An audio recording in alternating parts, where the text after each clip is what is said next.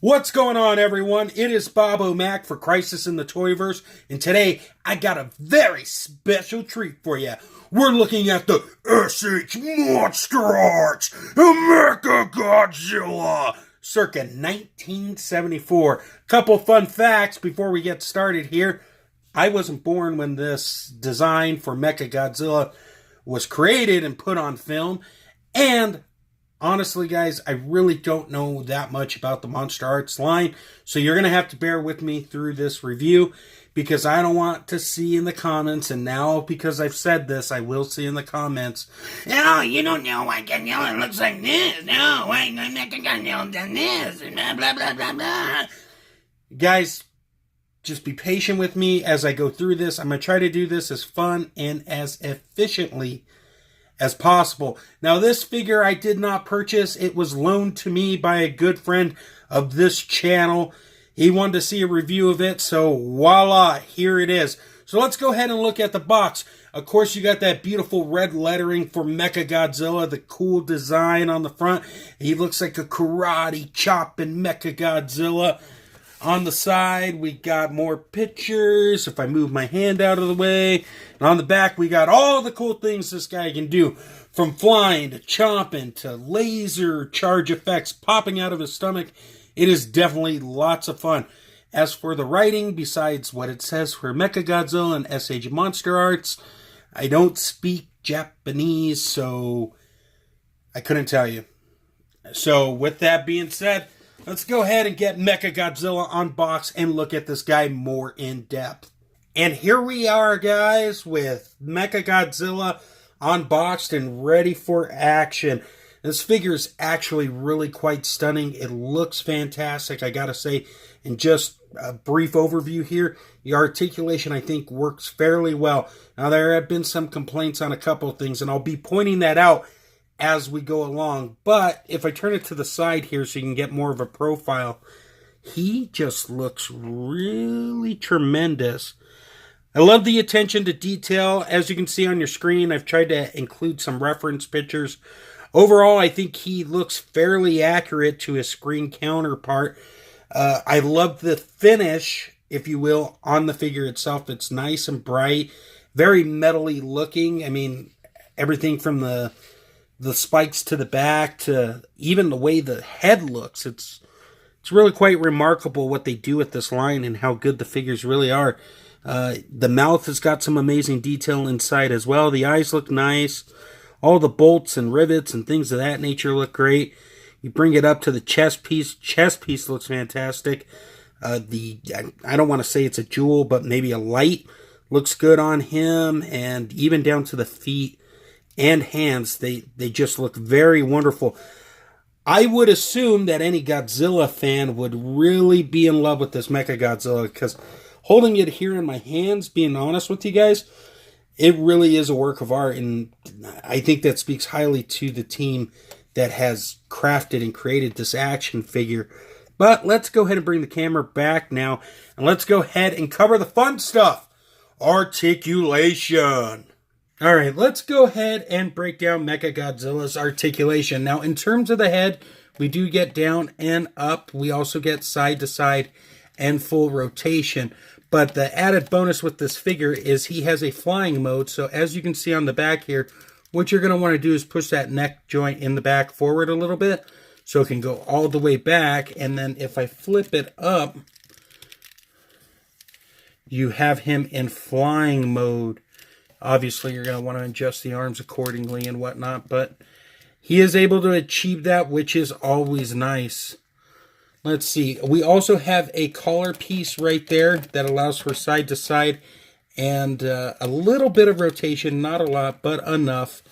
And now, in terms of the arms, this is what I want to talk about with you guys. Apparently, there's been a lot of complaints about these rings here. These were obviously designed for an aesthetic reason back to the original costume when you had a guy in a rubber suit in there. They look okay. They have a tendency to get stuck from what people have reported. My solution to that is just make sure you're matching up, don't know why I can't talk, the rings to the corresponding, the way the arm piece right here is laid out. in order to help not get it stuck. I know that's kind of a pain in the butt, but it is something to know and something I want to point out on this guy. We do have a rotation at the bicep. We have a single bend at the elbow. It works okay, but you do get swivel action with it as well. And then we have a ball peg at the hand itself, which allows a good range of movement. He also can do a rotation all the way, but once again, you want to be sure to have these matched up properly. You don't want it to snap off or do anything where you're out $100 on this figure. Now, in terms of the upper body articulation, he does have a diaphragm joint that works somewhat well. It goes back that much. It definitely goes a little bit more forward, but not all the way. It would have been nice to get a little more range out of that, but you also do get some side-to-side action with it as well. Now, in terms of the lower body, this Mechagodzilla's got some kung fu action going for it. And it can almost do the splits. Obviously, you got a big set of gappage right there. But overall, it works okay. Now, here's what's nice. This is what I want to talk about the legs before we continue on with articulation. As you can see, they sculpted this piece on, obviously. And this looks a lot better than the rings, per se. But you do have more rings at the lower leg. But I think those are more practical than what you have going on up here. You also get a rotation at the bottom part of the knee, and you do get a sort of thigh cut with the way the ball peg's laid in. As far as bending, he doesn't really bend that far back. You get a little bit of bending, just so you know. And then we have a ball peg at the foot, which allows a little bit of rocking. Can't really go down too far or up too much, but enough for this type of figure. And lastly, no review would be complete without a tail examination. It's got multiple points of articulation as you can shift. Now, the tail does kind of pop out a little easily, but, you know, I think it works well enough for what this stubby tail is supposed to be. And as far as the blade at the end, it sort of goes up and down. I kind of wish it would have went out more, but I'm not sure if that's accurate to the film or not. So with that being said, that pretty much breaks down articulation. Let's go ahead and look at accessories and take it from there. Alright guys, I've actually stopped the video for a moment and I've decided to share some honest thoughts here. I had plans to show off all the accessories and stuff, but the truth is, this figure can't in good conscience be worth your hard-earned money. This is a $100 figure, alright? And for $100, you should not have a quality control issue such as this. I mean, this is just downright disgusting for the price point they're asking. You have this issue where the warpage is already starting to happen with those rings in the arm. That should not happen with a $100 figure, period. I'm very disappointed in what SH MonsterArts has done here. It's garbage. It's absolutely garbage at this point.